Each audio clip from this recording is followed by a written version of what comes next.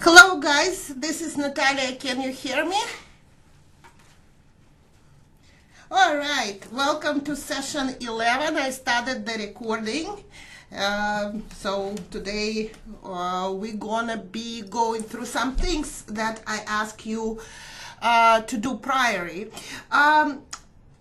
Only two people again contacted me regarding the Android Studio. So Anya, I see that you're constantly having the problems. Why you are not contacting me? I do not understand this kind of approach you are using. Anya Mizrazi, I see you always in a chat room trying to troubleshoot without contacting me directly. So let's work on your system sometime tomorrow, okay? Anybody else is having problems on Windows? How come you guys are not contacting me? So how many people? I sent this request few times to contact me.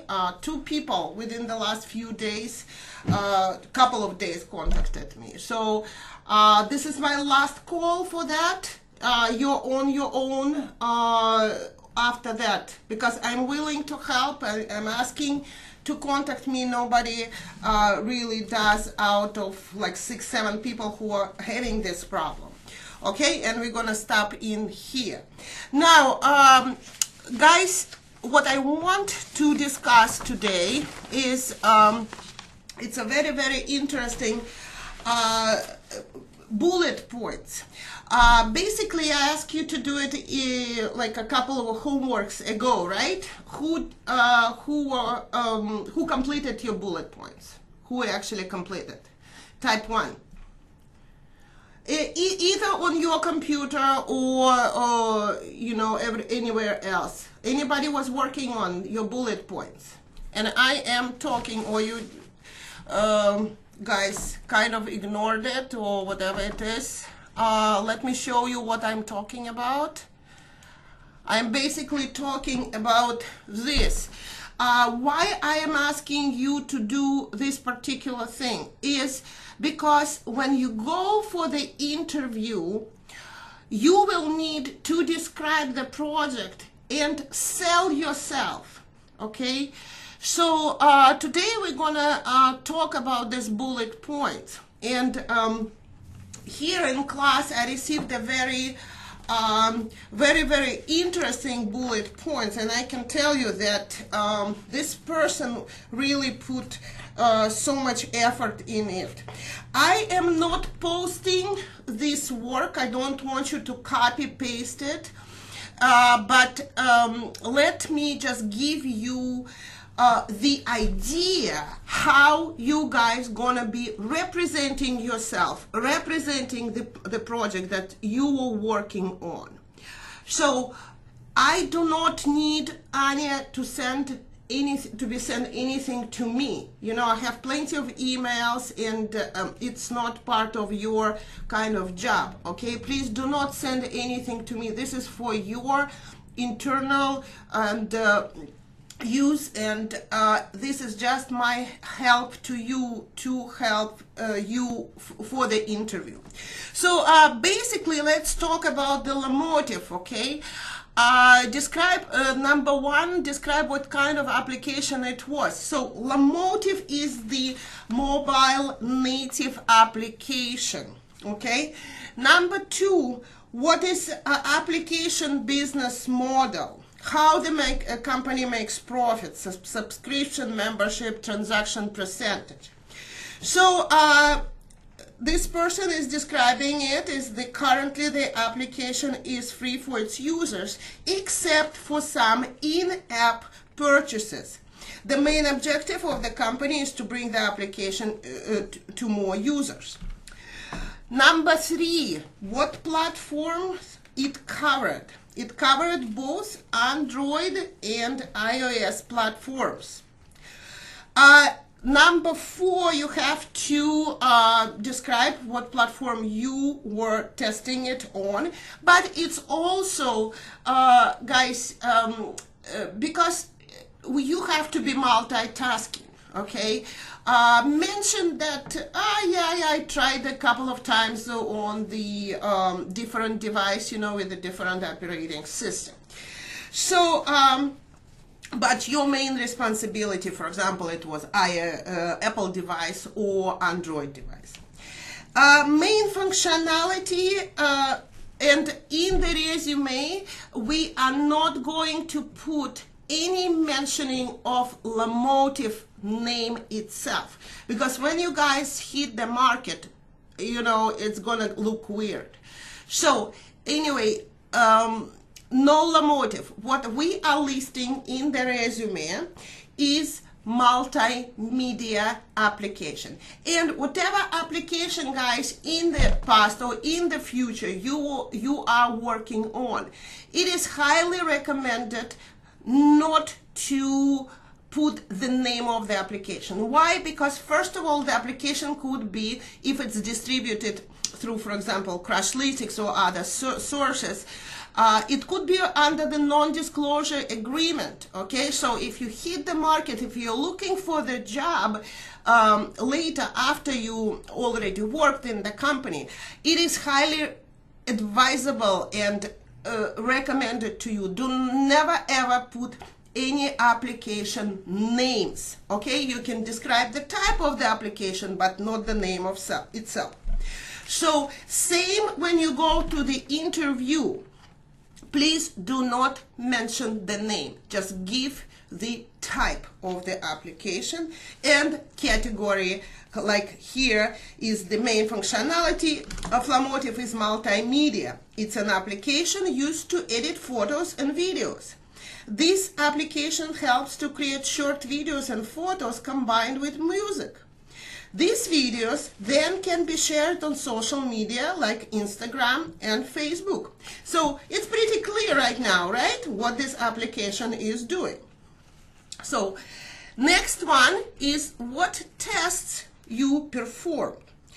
And this person is really clearly describing, and this is what I want you to understand and remember, and rephrase it in your own words, so you know you guys are not hitting the market with the same story. Okay, so my story is I started doing my testing by clearing the cache, right? Then I charged the device battery to 100%. I checked every single native application where my application would use the resource. For example, gallery in this case.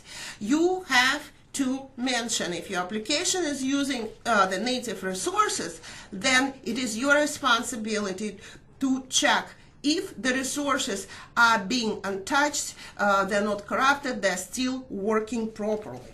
So our Lamotive is already in the marketplace, and she mentioned that the application is already signed in the marketplace. And here she's creating the story. So I searched the application from different browser and checked if it's taking me to the Google Play Store. How smart it is, right? So I found that it is searchable from different browsers. I checked if I'm able to find the application by minimum keywords, and it's downloadable. The application is downloaded to my device, and I found icon on my home screen. Then I collected logs. Then I opened the application and zoomed in and zoomed out. I checked if the home screen is clear, aligned, and all menus are present. Now it's very interesting, you know, she is basically putting all these necessary points into her story that the application should be going through. I turned my device in a landscape mode to see if the application is working in that orientation. I did zoom in, zoom out in this orientation too. I played it within 15 minutes and checked the battery consumption of the device. So you see, in these few sentences, she represented herself as a highly professional QA tester and showed that she knows exactly where she has to start testing the application. I perform the interruption tests to find how the application behaves. And you guys remember, right, from our introductory session, how many things the application the mobile application have to go through compared to, like, for example, desktop application. Then she's mentioning I perform with voice SMS interruptions and setting up the alarm by taking charger in and out 10 times to see if it works properly without any problems. Screen lock was the constantly encountered interruption, is the constantly encountered interruption, and the application was working properly. So here she is really, you know, mentioning, because the biggest interruption right now on our phones is the screen, the lock screen, right? So it's consistently locking in and we are unlocking it in case we are not using the phone. I found it was working great while I got notifications too. I maximized and minimized the application and switched between some other applications to perform stress test. The application could tolerate the stress test. I continued using the application with SD card full and while my storage is full. I tested how application behaves when there is no connectivity. For that, I put my device into the airplane mode, another great point. Then I tested with the connection on-off. I continued performing the interruption testing by switching between the connectivity states. I did device fragmentation too to check if the platform supports for all installation processes. I downloaded another application called MSQRD, we did it too, from the marketplace, to find if the application can work as expected. So in here you can just say, well, I found the competitor's application, created some of the media in there, and then I just transferred through the Lomotive. So, and here she is mentioning if the application can work as expected with created pictures and videos from another application. Using Android Debugging Bridge, I pushed test media into my device. How smart, okay? She is now talking about the ADB commands, right, that we guys were talking about. In order to check the functionalities and main features of the application features are divided into different test scenarios to perform different test cases for each scenario. Using the test media, I completed testing each scenario and entered my findings in the test matrix. Was it structured or unstructured environment? It was a structured environment. If it was unstructured, I would begin with collecting the logs and exploratory testing. Well, in here, I would say, I would start from the exploratory testing, and then if the problem occurs, I will be collecting logs and sending it to the developers. Got it, guys? So you have to just do logical. This is probably the only point that she put it correctly, but not in the logical order. So how did you determine the test cases or planning of testing? I planned the test application in such a way that it can cover the basic features, starting from the availability of application in the marketplace to test the functionality of the application with different interruption cases. I determined the test cases with regard to the types of tests I wanted to perform. To do the interruption tests, I wrote test cases where I can include all possible interruptions that the application can encounter. In order to test the functionalities and main features of the application features and functionalities are divided into different test scenarios so that all the features would be covered under each test case for each scenario. How did you get builds or releases from the Play Store? How did you report the problems? I reported the problems using Bugzilla backtracking system, and also I was attaching the screenshots. Okay, guys, that's another big point for the mobile application testing, or any testing. If you provide the screenshots, it's just a great thing to do. So now the next 3 questions, it's a very psychologically complicated questions, and maybe it will, in this, answering these questions correctly is absolutely essential, because you will be showing your own personality and subconscious mind. Because when somebody is asking you a fairly personal question at work or at the interview, you still have to behave very professionally, okay? Because first of all, nobody cares about your personal feelings. I always want you to remember that you are not, when somebody is asking you about the project, you put as little information about yourself, unless it's a professional, okay, really work related, or you are representing the user. So what was the most exciting part of each project? The most exciting part of the project was that I was unaware of such an application in the beginning, got very familiar with application. I could play a lot with the video editor, but editing photos, videos from my camera roll, and my favorite music too.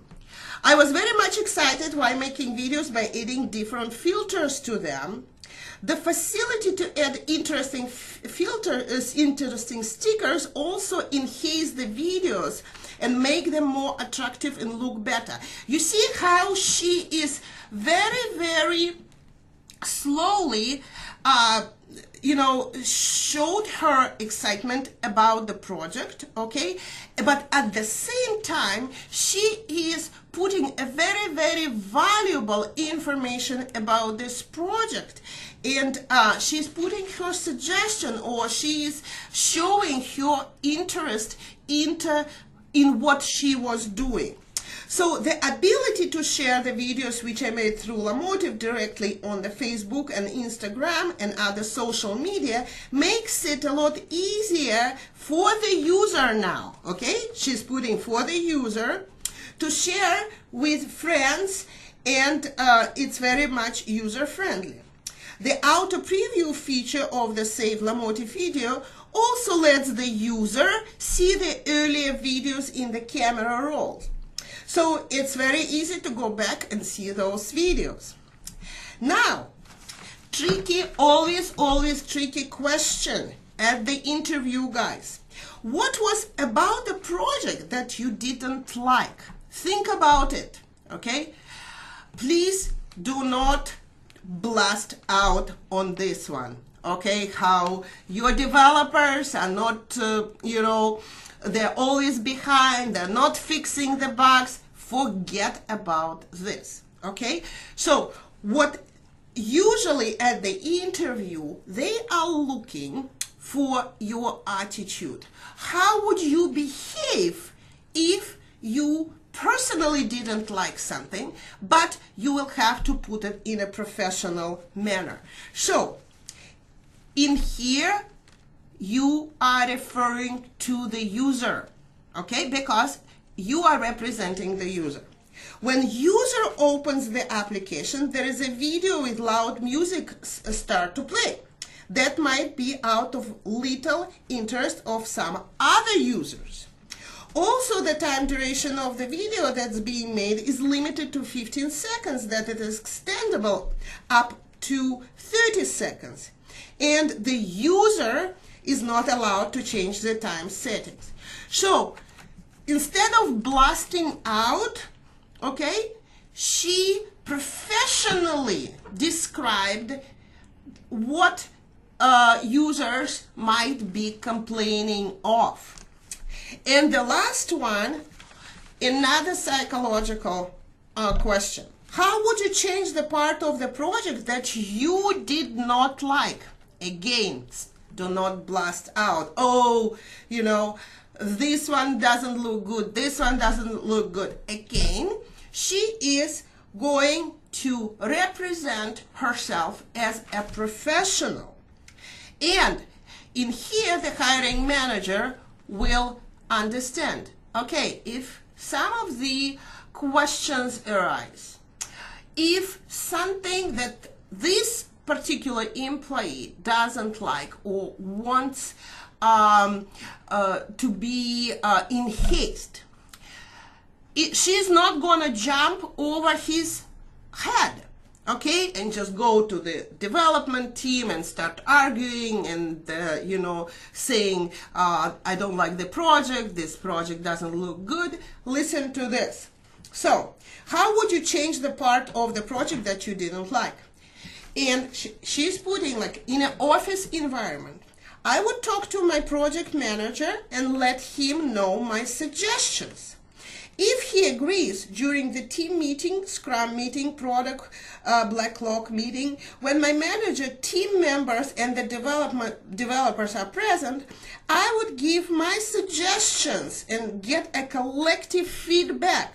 She is not only representing herself, standing out from the team, saying, oh, look at me, I am so cool, I found it and you did not. So she is a team member and very valuable, and she respects everyone from the manager to her colleagues. If the collective feedback is agreeable, the project manager could propose this to the product owner, and he can make the appropriate changes so it can enhance the product a little more and will be more acceptable to lots of more users. How do you like it? I personally would hire this person on the spot. Did you like these points, guys? Would you be interested to actually work with this person? It is a brilliant answer. Yes, Nergiza. Yes, Alex. Yes, Alessia. Because this is what I teach them in class. Unfortunately, fortunately in class, you know, I can face every single person. You guys, it's just so many of you, but at the same time, I really, really want you to succeed as well. And we don't have as much time, you know, compared to class. So we have to cover so many things. But describing the project, you are not only selling your skills, you are selling yourself, your personality, that you're a team member, you're a respectful person, you're gonna be a very, very valuable member of the team.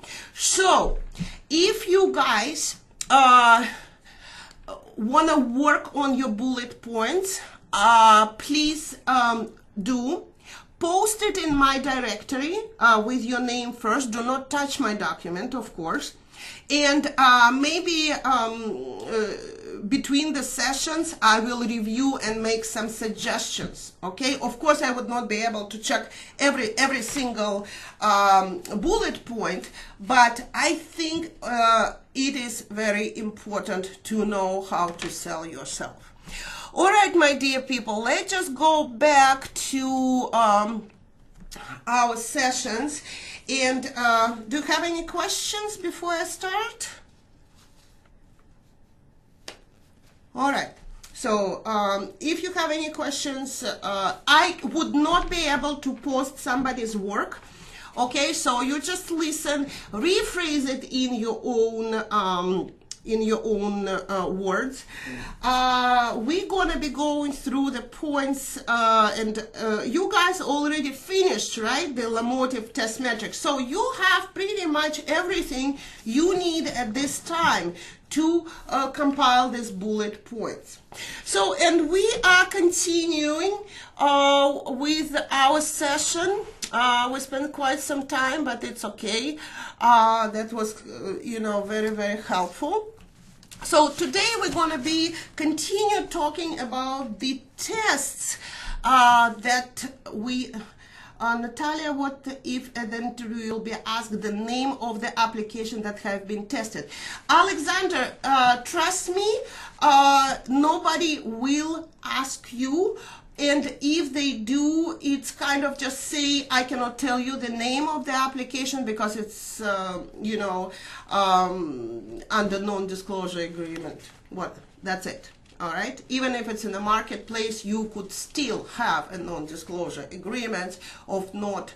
Yeah, absolutely. Web application as well. Yeah. If you guys just give the overview what this application is doing, just the category, because nobody cares about the name of the application unless it's a competitor's. Okay, and with the competitors, it's especially you have to be very, very careful with the competitors because they might want to know how you tested, certain features, how the certain features are working. So be professional, remain always loyal to your previous employee and just don't say it. Say just, I'm covered under non-disclosure agreement. That's it. Okay, nobody, if you say this, every single person in the industry are aware they cannot ask you any further about the name. All right. So usability, we're continuing with our tests in mobile application testing industry. So and usability testing is used to test the mobile applications in the terms of usability, which is also flexibility and friendliness. So what we test in here, so we're basically ensuring that the bottom should have the required size, suitable for big fingers. You can just, while you're reading the slides, I'm going to give you more points, so it doesn't make any sense to repeat what is on the slide. So in addition to what you have in there, we have to ensure that the text is kept simple and clear and to be visible to the users. What I say is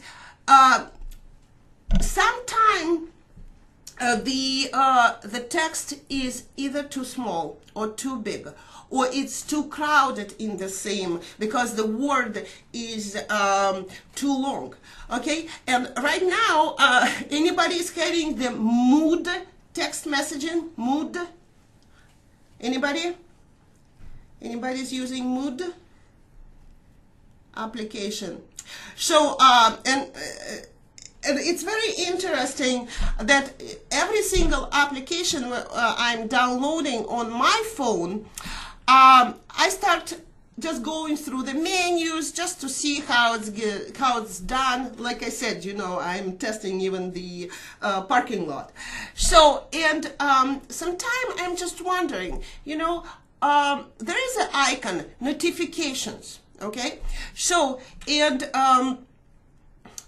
in one line, it's notification, and on the, underneath is S. Okay, so to me, if you cannot change, okay, the fonts or something, well, just put notification, okay? Nobody would care, right? Because everybody would know. But that extra S from the notifications, it's just completely messing up the whole, interface. So it's kind of bothering me. I'm sorry, So then ensure that the short sentences and paragraphs are readable. Font size is big enough to be readable, but not too big and too small. So, and this is the points I want you to also include into your, for example, when you're describing the project, okay? So if you have lots of text in your application. You absolutely have to mention that you were going through all these kind of points. So validate the application prompts the user whenever the user starts downloading a large amount of data, which may not be conducive for the application performance. So it's basically have to give you the intelligent note that the data is too big, it may harm your application, or it's not recommended. So to verify if the application is performed from different states and verify if it reopens in the same state. Ensure that the application items are always synchronized according to the user action. You have to make sure that the user is provided with a user manual which helps the end user to understand and operate the application, who might not be familiar with the application procedures. And it is one probably of the most common complaints the customers are filing.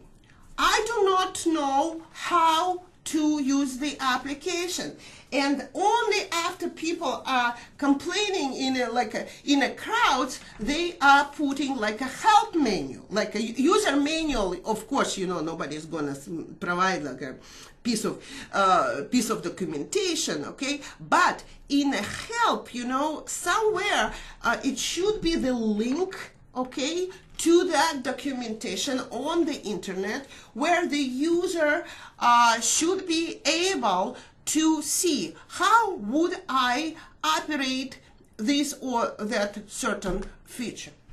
Now, installation test. Guys, you have to absolutely be aware.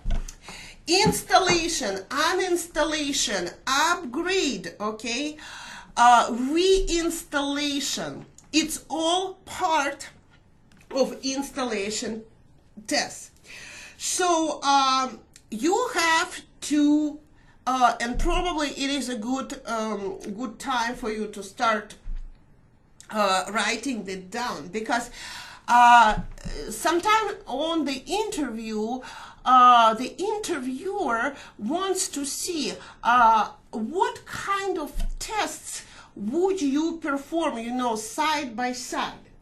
So first and most, of course, application gets installed properly, and but before that, we were talking about the bullet points, okay?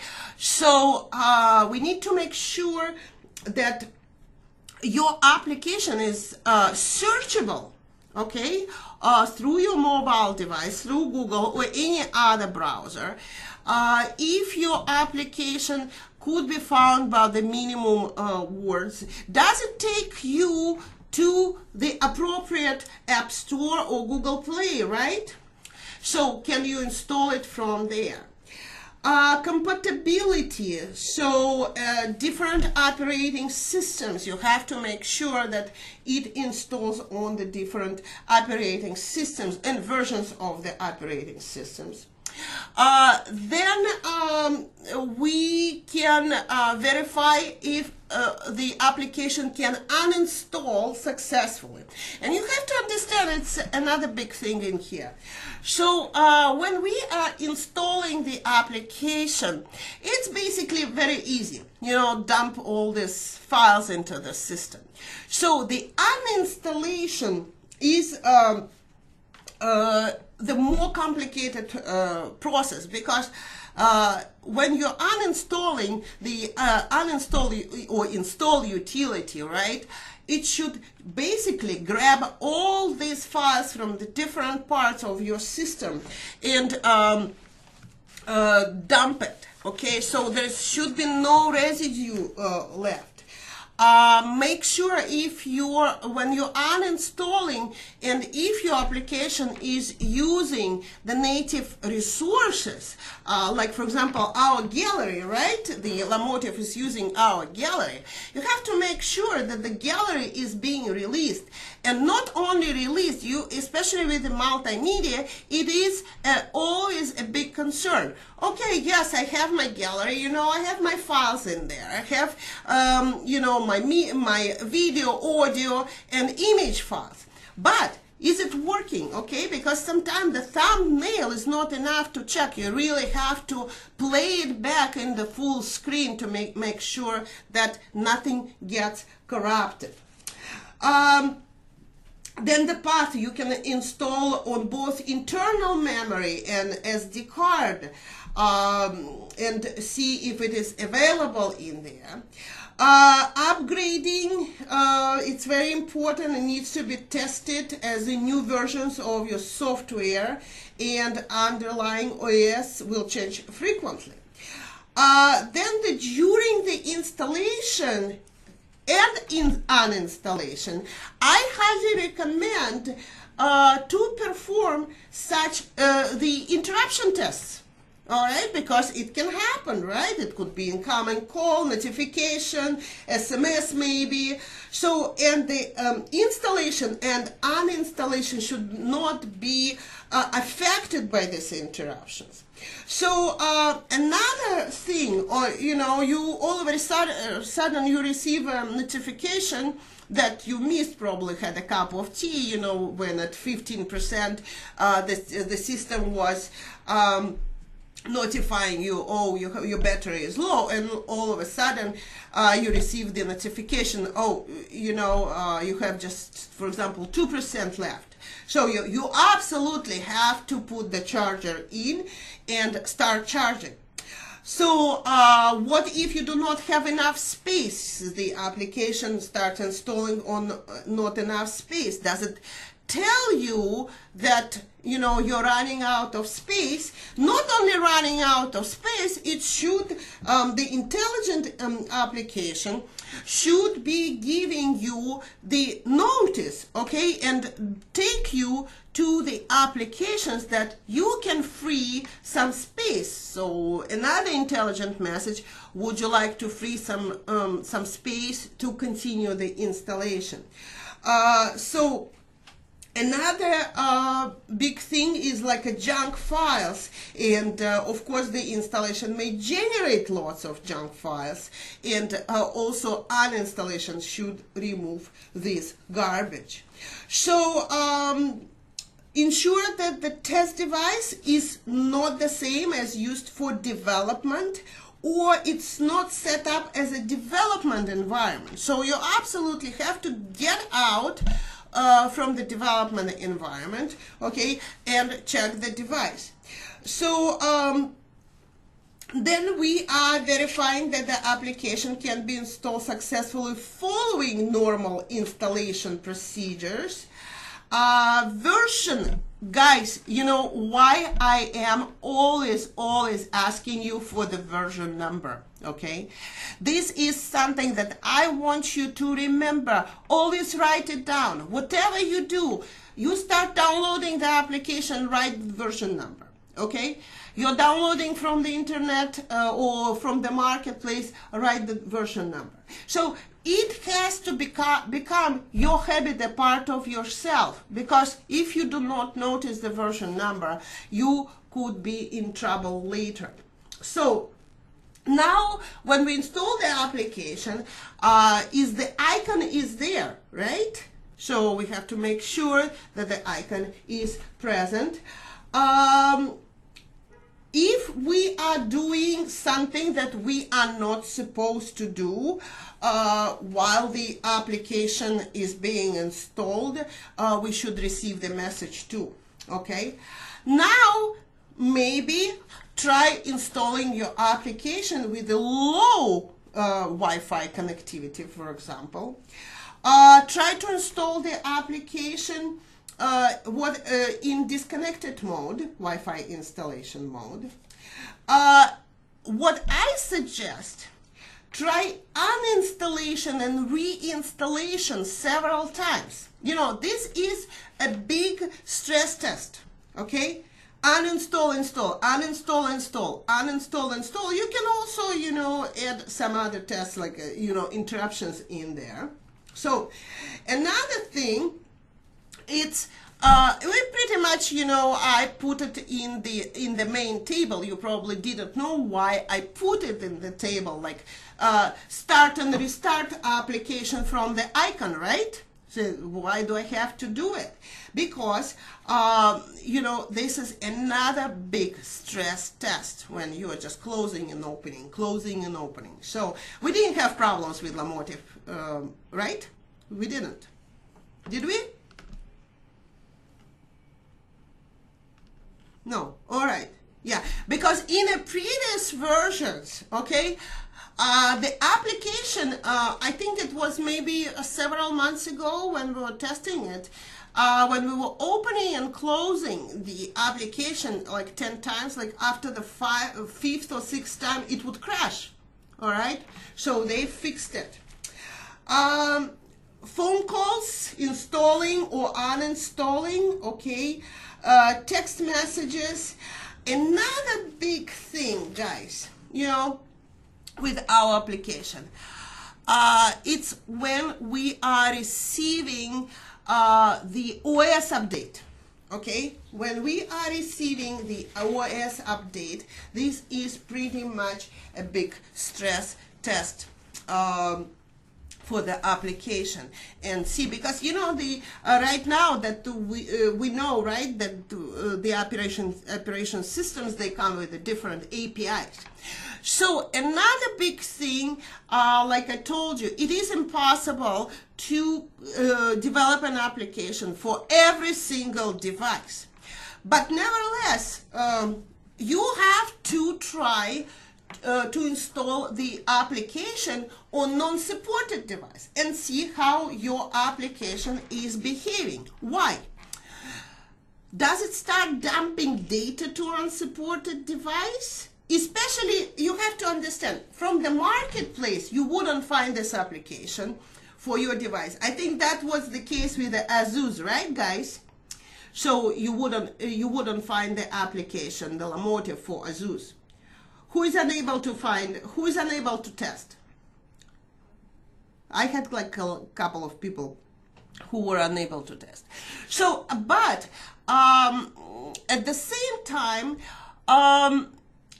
we have to check, right? And how your application is behaving. So you were able on your Asus. Maybe it's not the same model number that the previous group had. We had about like 5 Asus devices that were unable to install Lamotive, but it's all right. So and then we have to see how is it rejecting, especially on the builds that are distributed internally. For example, APK file, right? Not from the marketplace. So it is very, very, very important part of the testing, installation test. Then, of course, guys, the fundamental objective of security testing is to ensure that the application's data and networking security requirements are met as per guidance.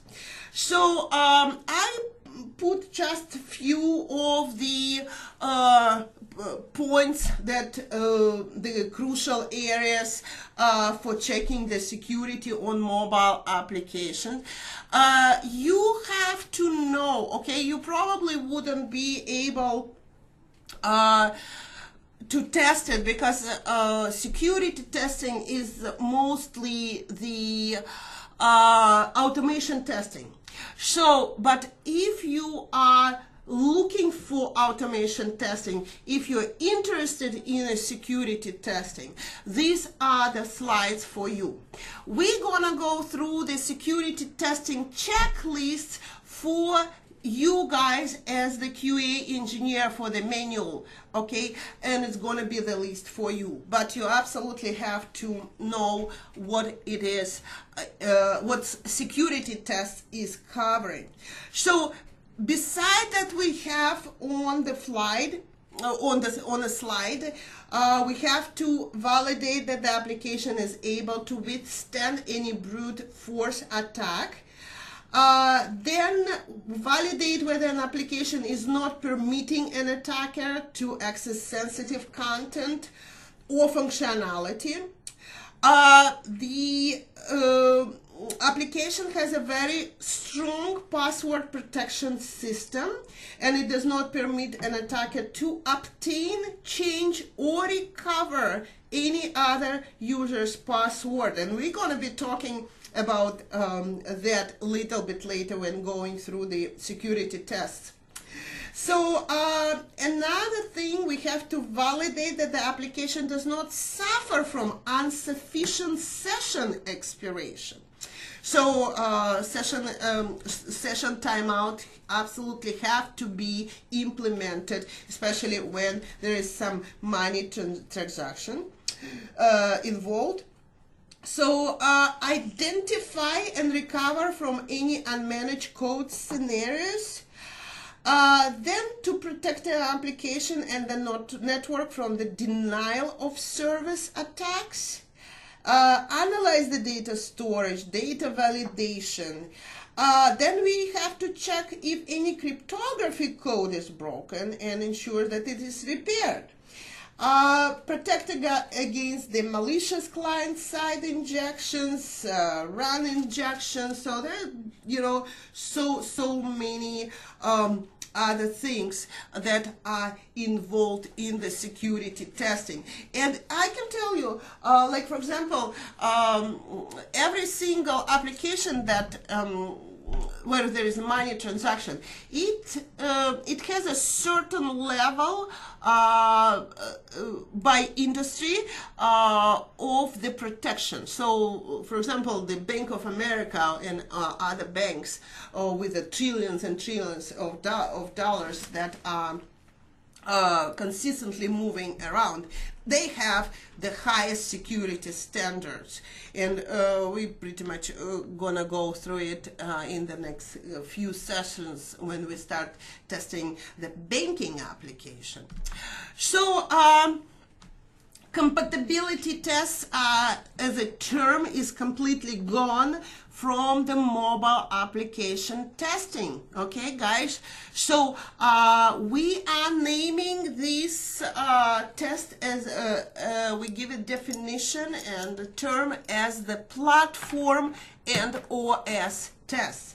Okay, so and we have to understand that what is basically involved in here. We have different OSs, right? We have Android, iOS, Windows, WinPhone, right? BlackBerry. We have different browsers, and it's pretty much,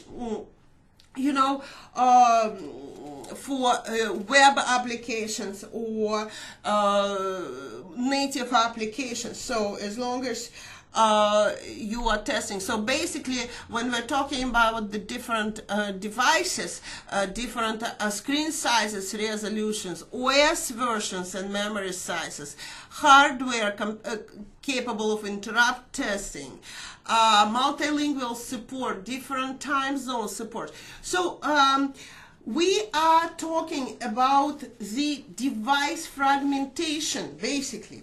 Okay, so the device fragmentation is testing your application on a different platforms with different platforms that has different forms, screen sizes, different resolutions, different network connectivity states, different builds of the operating systems, and different battery state. So this is pretty much covering also memory size in here, just everything which is related to the device fragmentation.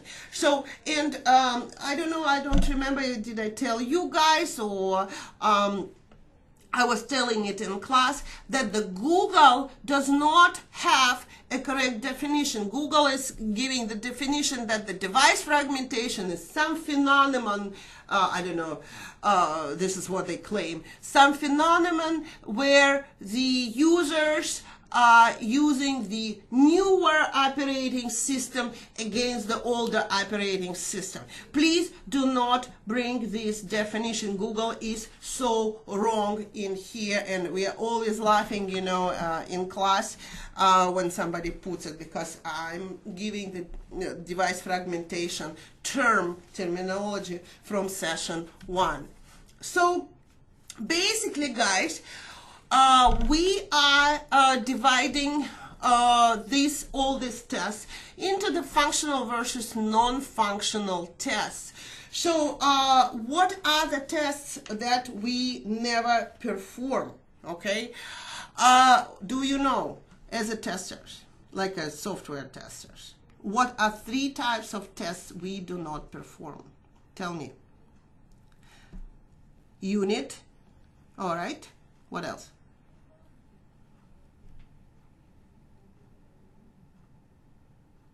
Unit? No, Natalia, we do smoke check. Well, yes and no. Actually, Natalia is absolutely right. We do not need to do the smoke test, because the integration, yes, okay. And the third one, unit integration,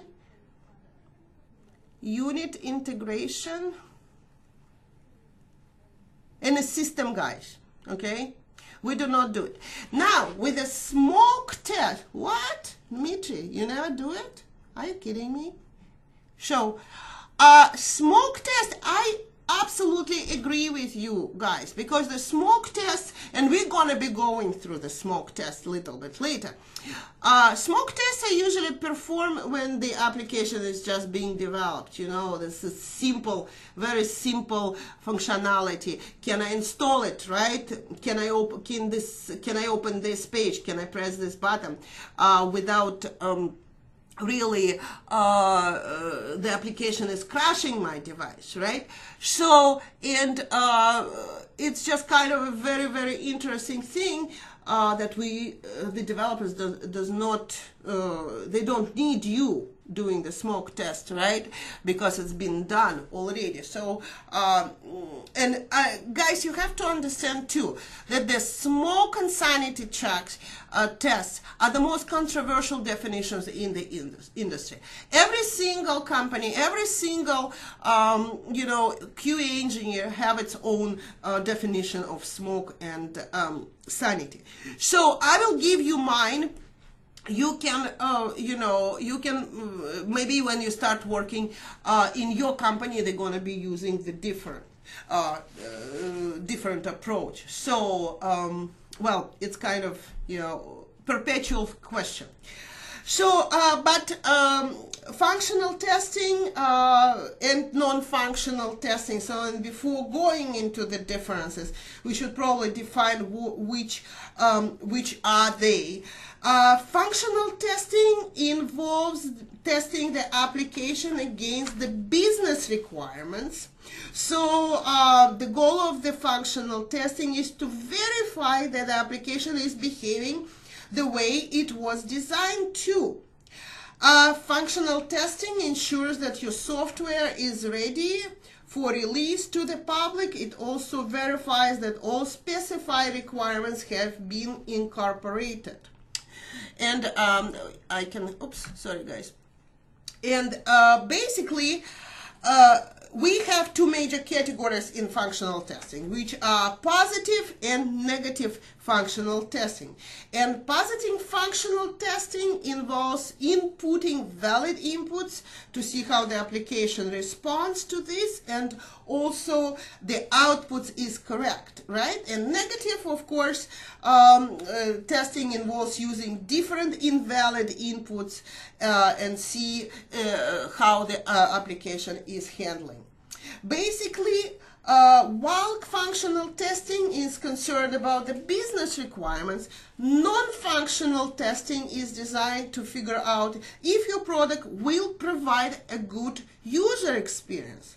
Like on your right side, there are examples for non-functional tests that are pretty much used to determine how fast the product responds to the request. So non-functional testing, the definition to and use is to determine how fast the product responds to a request, or how long does it take to do the action. So, and the examples are in front of you. So the major difference between functional and non-functional testing is that the functional testing ensures that your product meets customer and business requirements and does not have any major bugs. Non-functional testing wants to see if the product stands up to the customer expectations. So, but your application should basically go through every single testing right here on your screen. So that's why it is so time consuming. Another big test, there is an accessibility test, and I think it's the most honorable test in our industry because it provides the technology for people who are less fortunate, you know, that they're having some limitations, either visual limitations or dexterity or you know, the hearing disabilities or limitations. So the screen readers, they are usually the third-party applications, and if you open your devices and in a settings, you absolutely will find the accessibility. It is regulated by the industry that every single device have to have this option to install these screen reader applications. So, and believe it or not, you know, like 82% of the people that are using screen readers, they can operate the mobile device, and they are enjoying the technology. So basically what we are testing in a screen reader, of course, the zooming the side and the application, because people, a user with a poor sight and those that may have difficulty moving their fingers to select the bottom. So a larger bottom is easier to select, and this is the same for desktop and mobile, but again using the different methods. So like for example, on the desktop browser you have the zoom feature, but on the mobile you have the pinch movement. So these are differences too, right? How we, for example, test the screen readers both on the between the desktop and the mobile. Color ratios, and most testers verify this with the toolbar on the desktop.